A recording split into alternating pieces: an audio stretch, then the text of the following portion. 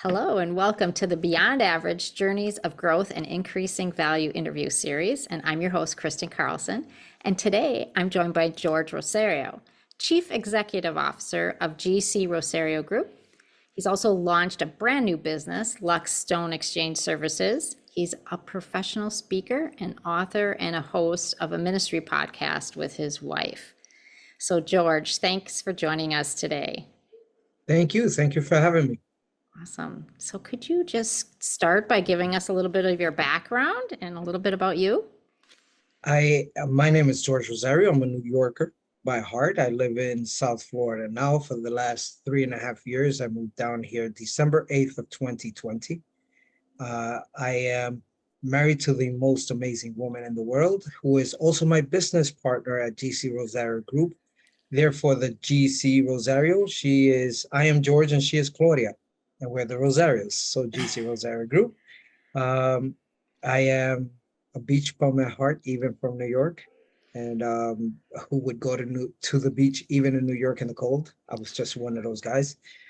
And I'm in paradise now. I'm in South Florida, expanding our business and growing to new territories and new clients and new partners. Awesome. So tell us about this business you just launched. Okay, so we have a Luxe Stone Exchange Services. There's a huge need for professionalism in the 1031 space. 1031 exchanges are when you sell a property and you are going to have all this capital gains money. The government wants to take their part and they want to hit you with the biggest tax bill ever, which is, in the 40% space.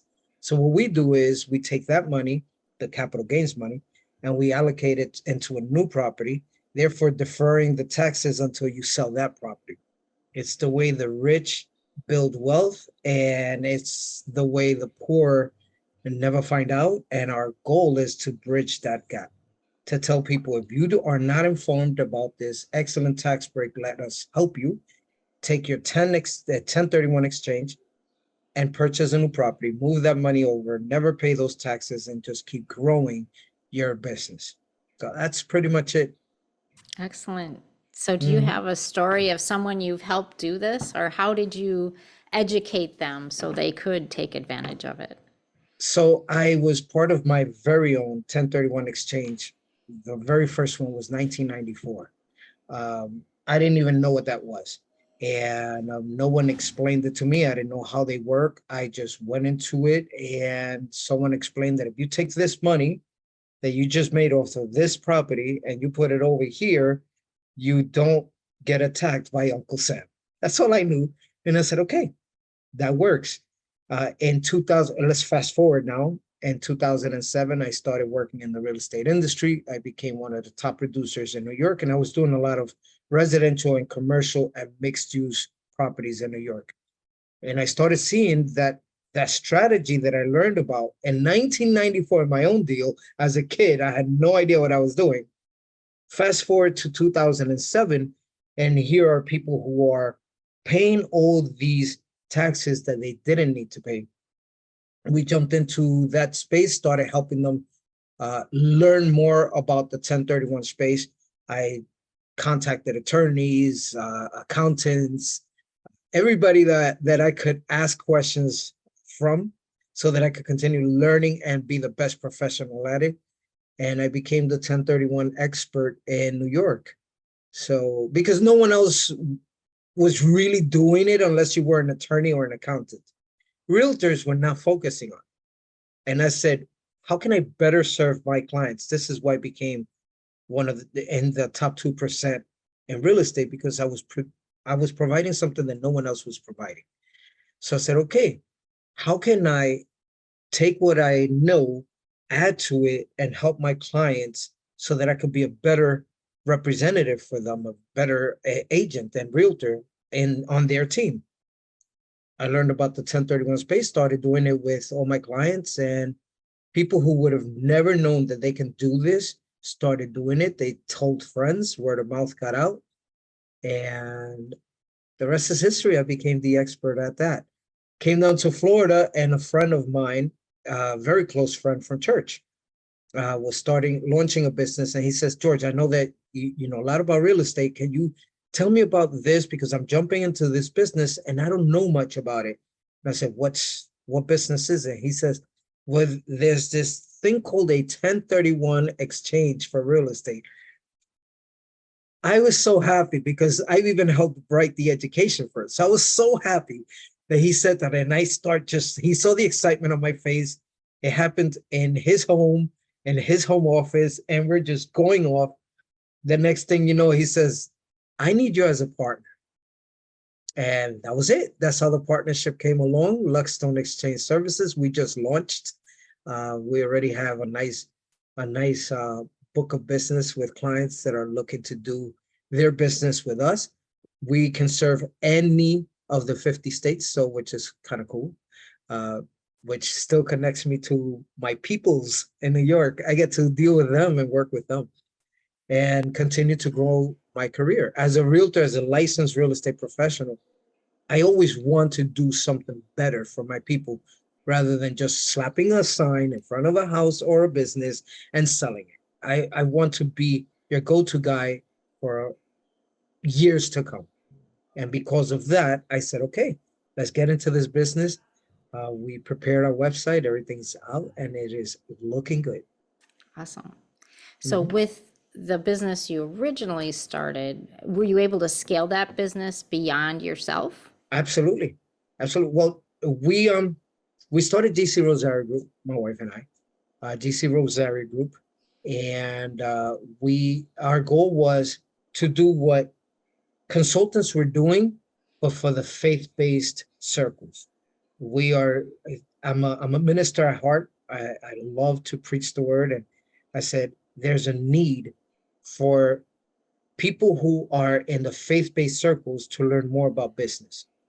And unless you're going to one or two or three of the major coaches, no one's really reaching out to you and talking to you and helping you understand how business is biblical. It's from the Bible. You look in the book of Proverbs. So I started speaking about that in inner circles, small circles, and people said, we need you to do this on a bigger scale. So my wife and I set up GC Rosario Group. We launched and we just started doing seminars for churches, for faith-based organizations, and it expanded to the secular world. So Wow. the regular businesses said, "Hey, I'm not. I'm going to be completely transparent. I'm not a Christian. Okay, but can you help me with what you're doing for Joey over there?" And I said, of course we can. So we jumped in there and we started bringing those same biblical principles that we were applying to faith-based businesses in the secular world. And people are seeing that there is true value and a lot of knowledge in the book, and they're applying it to their businesses. And it just grew, word of mouth. My business has always been word of mouth. My real estate business, my public speaking business, GC Rosario Group, and of course now Luxe Stone Exchange Services. It's all word of mouth. You take care of one person, and it's literally what I tell people in business. You take care of one person and you do it well, and you go above and beyond, which is perfect because of what you say with your show is, how do you go beyond? If you take care of every single person as if they're your only client, and you have to make sure that everything is taken care of and you relieve their stress, the next thing you know is they're telling their friends, and their friends are probably in the same circles as them. So they probably know other business owners and other people in the faith-based world or in the circular world, or people doing 1031 exchanges, or someone who needs a public speaker, and they'll bring you in and they'll say, hey, I know a guy for you. I got a guy. I love that. When people say I got a guy and it's about me, I love it. I got a guy? Sure, let's go. And it just grew from there. It just expanded. If you do the right thing in business, it may take a little longer than doing the wrong thing because some people, they go the wrong route and they make quick money, but it's a lot more sustainable. I never have to look over my shoulder. My business is always growing. People are constantly calling us and looking for us. We don't have to worry about, I wronged that person. What if this person finds out? So we grow at an even pace. And eventually we passed the guy that made his millions real quick doing the wrong thing and is now out of business and probably in jail. And we just continue going. That's our goal. That's how we do every single transaction. We focus on doing the right thing for everybody. And I challenge people, find someone that can say that I've done something wrong in business towards them. Well, congratulations. And it truly leads to your success, right? Helping others, and you're helping others build their wealth at the same time. Absolutely. So, what were some of the challenges as you got, I'm going to use the word busy, but I know you don't like that word. Yeah. As your business got, or as you continued to add businesses, what were some of the things you had to do to help you survive each day and really thrive each day? So my goal was always to be able to be present for the people that matters. So when I was in business and starting business, there were a lot of negative people. First of all, let me tell you, that's the biggest obstacle in business are the negative people. And I told a lot of my people, if they haven't done it, don't ask them for their opinion. Focus on the people that have done it, and let the ones that want to be negative and say that you can't do it, let them learn from your success and let your success inspire them to become better themselves. Because if you start trying to prove through arguing that, yes, this is going to work and we're going to be great, you're never going to get done. You're never going to get anything done. You're not going to move forward. So one of the big things that I tell people in business is negativity equals run. Run from it. If it's in your team, get rid of that team member. You got to learn how to fire people in a nice and kind way. You don't hurt people. But if someone is a cancer to the team, you have to get them out. So negativity, if it's in your team, get rid of that team member. If it's in your industry, don't do business with that person. There's plenty of business to go around. If you're going to bring negativity into my office and say, the market is terrible and we're all dying and the stars are falling off the sky, I don't want to do business with you because it's just not going to work. My thing is always looking at, if someone else has done it, I can do it. So let me ask the people that have done it. And if a person that has never, for example, when I bought my first property, I was told by many people that I was crazy. What are you doing? This is New York. Why are you buying something in New York? That makes no sense. You're going to hurt yourself. You're going to go poor. You're going to go broke. You have no idea how much I heard. And I learned something very, very, very quickly. The person that told me go for it owned over 200 properties. And the people that told me don't do it either owned 0 properties or they own 1 property that they hate. And I said, well, am I going to listen to the guy that is in this and hates it, or listen to a guy that's not even in it, who has never purchased a property? Or am I going to listen to the guy that has 200 properties and is telling me, go for it? I love this. That's who I started listening to. So surround yourself with positive people. Do not listen to negativity.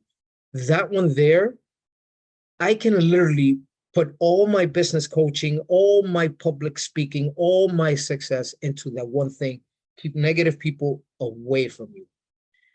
And the second one was, I got into business believing the hype, believing the lie that when you work for yourself, you have all this free time. You do not have free time in the beginning. You work towards gaining some time. Well, you don't gain time, you don't make time. It's the same 24 hours for everybody. But having some time to actually do the things that you enjoy. So I thought that being my own boss was going to be, okay, I work 2 hours a day and I tell everybody else what to do. And then I go home and I relax and I can go ride my motorcycle and go to the beach. No, now, be prepared to put in a lot of work, but here's the beauty of it. If you're already working 40 hours for somebody else to build their dream, are you willing to work 80 hours to build your own dream? Put in twice as much for yourself as you did for someone else. And if you can do that, you will be successful in your business. And then with time, you'll cut it down to 40 hours. You were going to work 40 hours anyway for someone else. And then with time, you will expand and multiply yourself and use the system of being a mentor and training people to do what you do and delegating responsibility, and then you start freeing some more time. But don't get into it thinking that you are your own boss means that you work 1 or 2 hours a week. Well, That that was doesn't work. beautifully said. Hmm. Invest the 80 hours to make, To work make on your your own own dream work. business, right? That's Make your dream work. Perfect. So, George, you have shown us that you are super successful and that you really believe in the people you work with and work for, and positivity is the key, key, right? Total key. key. I am a PQ coach, so Hmm. I sing your praises there. That's awesome. So, do you have any last advice you would give for a entrepreneur that's just thinking about starting out their own business? Absolutely. Read, study, ask questions. Don't ever, if you're in a room where this is an old quote, and it's sad that I don't know who said it, but if you're the smartest person in the room, you're in the wrong room. So read, study, and ask questions. Don't ever walk into a space and be the biggest head in the room. Walk in there looking to learn something. I love to be in rooms where I'm not the smartest person because there's growth there. So go out and continually look for ways to become better. My goal, I have one goal in business, to be better tomorrow than I was today, because today I'm better than the guy I was yesterday. That's my goal. Tomorrow, I have to be a better version of George than I am today. So I have to learn something new every single day, even if it's a word in a foreign language. I have to learn something new every single day, or I've wasted my day. That's just the way I've handled business, and it keeps me positive. It keeps me active, because I told you I don't like the word busy, but I love the word active. Keeps me active, keeps business coming in, keep people calling me and wanting to know more. And the more you learn, the more you know. And the more you know, the more valuable you are to your clients. Excellent. And we're all lifetime learners, right? So learning every Absolutely. day is so important. Absolutely. Well, thank you so much for joining us today, George. Great to get to know you better. And I ask everyone to continue listening to our episodes as they come up. So have a great day. Take care.